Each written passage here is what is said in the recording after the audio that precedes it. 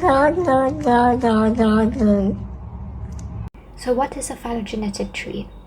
It is a diagram that represents the evolutionary relationships among different species, organisms, or genes based on their genetic, morphological, or biochemical similarities. It illustrates how groups of organisms have diverged from common ancestors over time. Basically, it is a family tree for species. Before we get into the interpretation of a phylogenetic tree, let's first look at the components. We have the tips, which you can imagine as the leaves. So these are the ends of the branches, and they represent living species or groups that we are studying. Then we have the branches. Branches are lines that connect species. So longer branches indicate more evolution happened, while shorter branches indicate closely related species. The third component is a node or nodes. So these are basically points where branches meet. They show where groups split from the common ancestor. Then we have sister taxa or sister clades. Basically means that two species or groups share the same common direct ancestor. So from this phylogenetic tree, this is a sister clade. This is also a sister clade. A clade is a complete family group, so meaning that it has its ancestor and all of its descendants.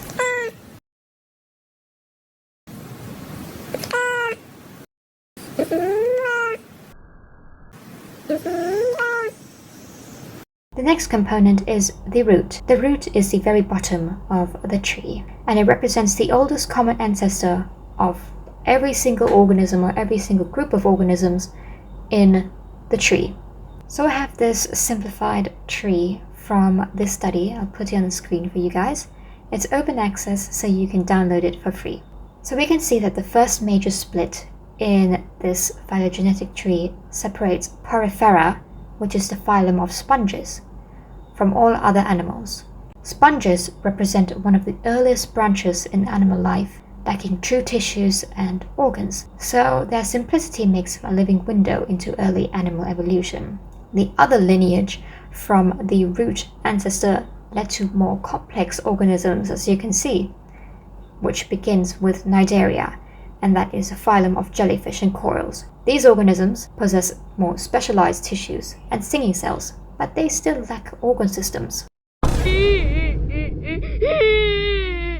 The next critical branching point introduces a bilateria, which is indicated by node 1. Bilateria is a group that is characterized by bilateral symmetry. So this ancestor that introduced the bilateria, marked as node 1, gave rise to two major lineages: protozomes, which is node 2, and deuterozomes, which is node 3. So let's focus on node 2, the protozomes. Protozomes include arthropods, which are insects and spiders, nematodes, annelids, which are earthworms, mollusks, which include snails and octopi, and platyhelminths, which are basically flatworms. Node 2, or the protozoans, further split into ecdysozoans, which is node 4, and ecdysozoans are basically molting animals like insects and nematodes, and node 5, which are spiralians, and these are soft-bodied organisms.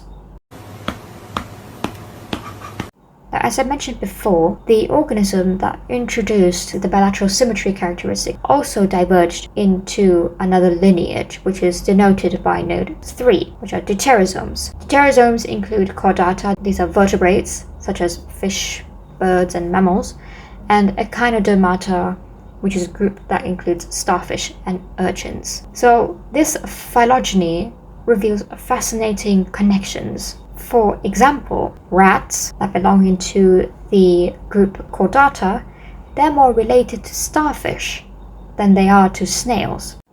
Another observation that you can make is that arthropods like insects and mollusks share a closer ancestry with each other than with jellyfish or sponges. And this naturally makes sense because jellyfish and sponges lack complex organ systems. Now, while this phylogenetic tree that you see on your screen simplifies relationships The exact placement of certain organisms or certain groups of organisms is still debated within the scientific community. I hope you all enjoyed this video, and as always, happy learning!